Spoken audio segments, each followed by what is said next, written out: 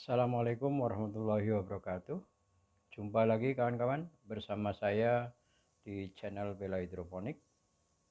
Oke kawan-kawan, sebelumnya saya mohon maaf sudah beberapa minggu tidak bisa aktif upload video-video dari kebun ya kawan-kawan. Sekali lagi mohon maaf karena kondisi kesehatan tidak memungkinkan. Jadi saat ini masih dalam fase pemulihan kan. Jadi belum 100% sehat. Jadi saat ini masih dalam rawat jalan ya di rumah. Sebab itu saya kali ini membuat video dari rumah kan kawan, tidak dari kebun ya. Sebelumnya mohon maaf karena tidak bisa aktif lagi membuat video dari kebun. Oke kawan-kawan, kali ini saya coba akan merespon ada di beberapa komen ataupun inbox ataupun DM di Instagram Bella Hidroponik dan Organik ya, tentang untuk minta di share yaitu formula pupuk Abimax khusus untuk melon kawan-kawan ya. Jadi kali ini saya coba akan membagikan bersama rekan-rekan walaupun tidak praktek secara langsung seperti video-video biasanya. Kalau kita share formula biasanya langsung kita praktek ya. Kali ini saya coba akan sedikit memberikan catatan saja ataupun formulanya. Nanti kawan-kawan untuk penimbangan kalau bingung bisa melihat video-video yang lalu yang sudah kita share. Ada beberapa racikan baik itu untuk tomat ataupun untuk cabai dan untuk sayuran saya sudah share ya kawan-kawan. Tapi kali ini saya coba akan berbagi bersama rekan-rekan pupuk Abimax untuk melon ya kawan-kawan. Nanti saya akan membuat yang akan kita share bersama rekan-rekan yaitu untuk pekatan 100 liter A, pekatan 100 liter B kawan-kawan. Karena ini biasanya saya membuat 100 liter ya minimal, karena untuk kebun biasanya yang cukup besar. Tapi kawan-kawan misalkan bingung nanti kok terlalu banyak, ya tinggal bagi aja. Misalkan mau membuat pekatan 5 liter gitu ya, bisa juga. Jadi tinggal dibagikan aja kawan-kawan. Jadi nggak usah bingung. Kalau cara-caranya nanti bisa dilihat di video-video saya yang lalu. Kalau untuk mulai penyiraman dan sebagainya, karena yang saya share ini biasanya untuk metode di NFT kan kawan. Karena apa? Saya berpendapat ya, karena pertanian kita ini kalau bisa kita pikirkan ke depan 5 tahun atau 10 tahun ke depan. Kalau kita semua menggunakan drip ya, menggunakan media tanam kokopit, dikhawatirkan nanti bahan bakunya media tanam kokopit ini semakin lama semakin langka karena banyak orang memakainya. Sedangkan umur pohon kelapa itu kan tahu sendiri kan kawan, terlalu lama ya untuk berbuah. Jadi ini kita antisipasi kan kawan. Jadi kita harus berpikiran untuk kemajuan apa yang kita analisa itu nanti 5 tahun hingga 10 tahun ke depan. Sebab itu kalau saya dimintai rekomendasi sama rekan-rekan, saya selalu menggunakan yang tidak menggunakan kokopit kan kawan. Karena sudah kita bisa prediksi beberapa tahun ke depan akan sulit kokopit, bahkan mahal, bahkan langka kawan-kawan. Susah didapat. Kalaupun didapat pasti harganya mahal dan jarak kirim pasti jauh juga. Jadi kita coba antisipasi dengan menggunakan sistem NFT kawan-kawan. NFT yang penting nanti alirannya itu kencang, sudah pasti dijamin. Seperti video-video yang lalu saya punya itu semuanya yang menggunakan NFT, alhamdulillah semuanya sukses kawan-kawan. Ya cuma kita kalau ada kekurangan harus kita perbaiki. Misalkan harus kita disiplin untuk sterilisasi akan menghindari tidak terjadinya busuk akar, karena Kalau di NFT sampai terjadi busuk akar, maka dia akan merembet ke tanaman yang lain. Susah untuk diatasi karena kita biasanya menggunakan satu tandon. Jadi kita main di NFT itu harus lebih disiplin ya. Untuk sterilisasi ruangan, sterilisasi pipa-pipa yang kita gunakan, baik itu talang ya, dan sebagainya. Oke, biar tidak terlalu panjang kawan-kawan, nanti saya akan coba langsung bagikan, nanti kawan-kawan bisa di screenshot ataupun dicatat. Dengan nanti setelah saya bagikan, jangan di skip video ini kawan-kawan. Coba saya akan bagikan juga bagaimana cara penyiramannya, cara pemberian nutrisi dari awal hingga panen. Setelah nanti formula saya bagikan ke rekan-rekan, agar apa, kalau ibarat orang belajar itu biar tuntas kawan-kawan, jangan separuh-separuh gitu ya. Oke, simak video berikut ini.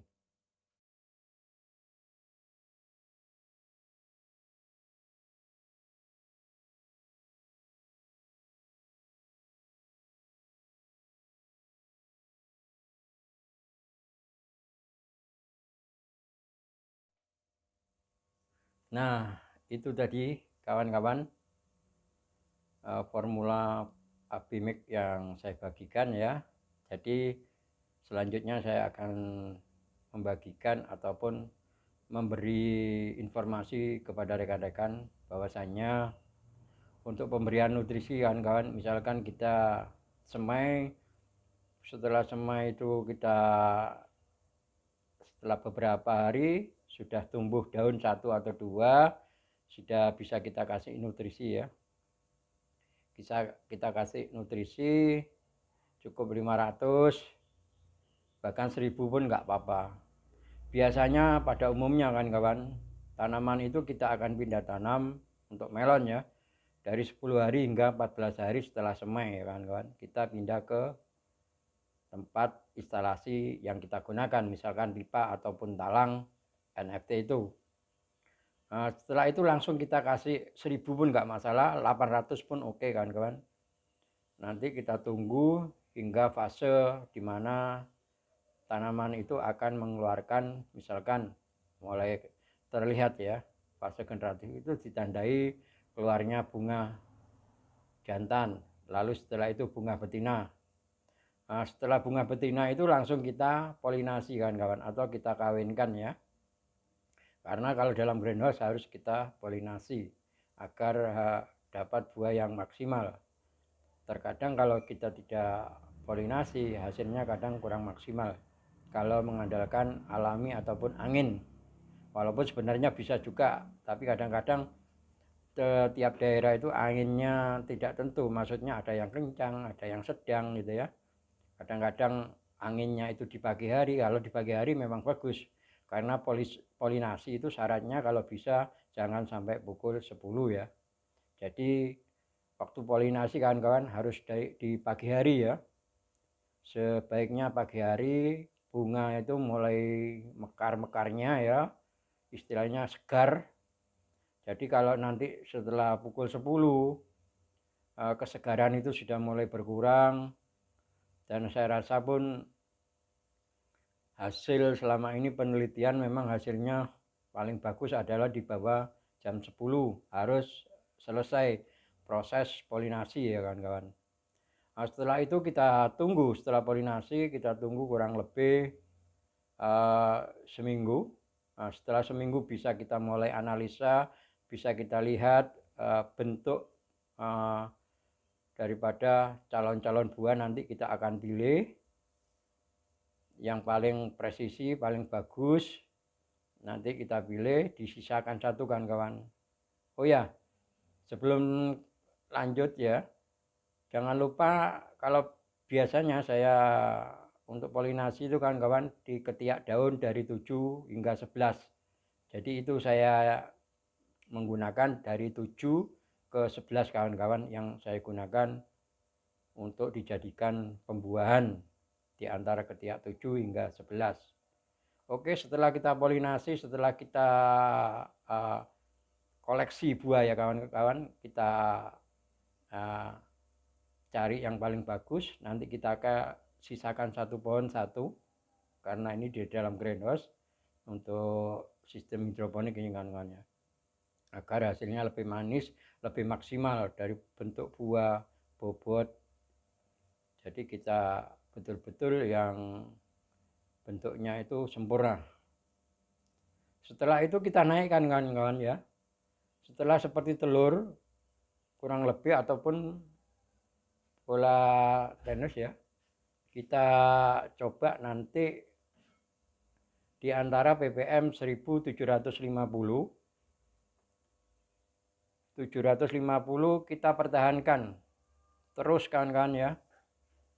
Kalau bisa tandon itu jangan di bawah 50% dari kapasitas tandon isinya, untuk menghindari daripada naiknya suhu air nutrisi itu, maka akan mengakibatkan naiknya juga pH air. Karena pH air itu kita bisa stabilkan di angka 6 kawan-kawan. Kalau di angka 6 sudah pasti unsur hara makro maupun mikronya ini insya Allah akan terserap secara maksimal hingga pertumbuhan tanaman kita sangat sempurna. Oke, setelah kita kasih nutrisi 1750 kawan-kawan, nanti kira-kira umur antara 50-55 ya kawan-kawan, ataupun seminggu sebelum hari panen, hari H, waktu panen, maka kita kurangkan kadar ppm-nya ke 500 ppm kawan-kawan. Kita turunkan 500 ppm. Dan jangan lupa kawan-kawan, nanti kalau bisa ingin meningkatkan kemanisan daripada buah melon ini, maka kita spray pakai SOP ya kawan-kawan. Kalau saya bisa menggunakan SOP merek Merauke kawan-kawan. Nanti kalau petunjuk berapa ppm itu di kemasan ada petunjuknya kawan-kawan untuk penyepraiannya, untuk menaikkan atau meningkatkan kadar kemanisan. Mengapa? Kadang-kadang kawan-kawan ada yang bertanya, mengapa harus diturunkan ke hingga 1500 ppm? Karena apa kawan-kawan? Kondisi buah ketika 10 hari sebelum panen itu boleh dikatakan kalau isi itu sudah penuh kawan-kawan. Nggak usah terlalu penuh. Jadi sudah cukup, untuk beratnya sudah dapat ditargetkan segitu. Hanya kita meningkatkan kemanisannya, jadi kita kurangkan pupuknya agar terhindar, pertama mungkin bisa pecah buah atau crack kawan-kawan ya, bisa juga. Dan juga bisa lihat kondisi cuaca, kelembapan. Kalau untuk penyepraian jamur itu wajib kawan-kawan. Nanti paling penting itu bagian pinggir-pinggir greenhouse itu yang paling diutamakan, agak ditebalkan kalau nyemprot ya, untuk fungisida ya kawan-kawan. Sedangkan untuk insek itu biasanya kita menggunakan awal-awal itu seminggu sekali, lama-lama kalau buah sudah besar biasanya kita insek sama sekali tidak menggunakan. Kalau musim hujan ya kita paling banyak menggunakan adalah fungisida untuk mencegah jamur karena lembab ya kawan-kawan biasanya. Jadi itu kawan-kawan tujuannya kita kurangkan nutrisi, kita turunkan agar tidak terjadinya pecah. Dikhawatirkan itu. Karena apa?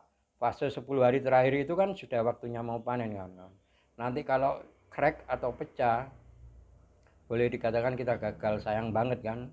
Nanti waktunya kita harus menjual buah secara sempurna, tapi kita bisa hanya menjual dipotong-potong, dibungkus plastik. Pasti nilai harganya sudah menurun. Jadi itu kawan-kawan. Dan dispray untuk SOP-nya itu nanti kawan-kawan bisa lihat di petunjuk pembungkusnya itu ya, agar untuk meningkatkan kemanisan. Oke kawan-kawan, mungkin nanti apabila ada pertanyaan-pertanyaan, kawan-kawan bisa di komen di kolom komentar ya, baik DM di Bella Hydroponic and Organic dan juga di Facebook saya. Nanti kita coba di situ berdiskusi, tidak di sini tidak bermaksud menggurui, tapi kita menggunakan ruang kolom komentar ataupun sarana YouTube ini untuk kita berbagi pengalaman, untuk belajar bareng-bareng agar kita lebih bermanfaat bagi rekan-rekan yang lain. Terima kasih, mohon maaf apabila ada kekurangan. Sehat selalu untuk kawan-kawan semuanya. Terima kasih. Wassalamualaikum warahmatullahi wabarakatuh.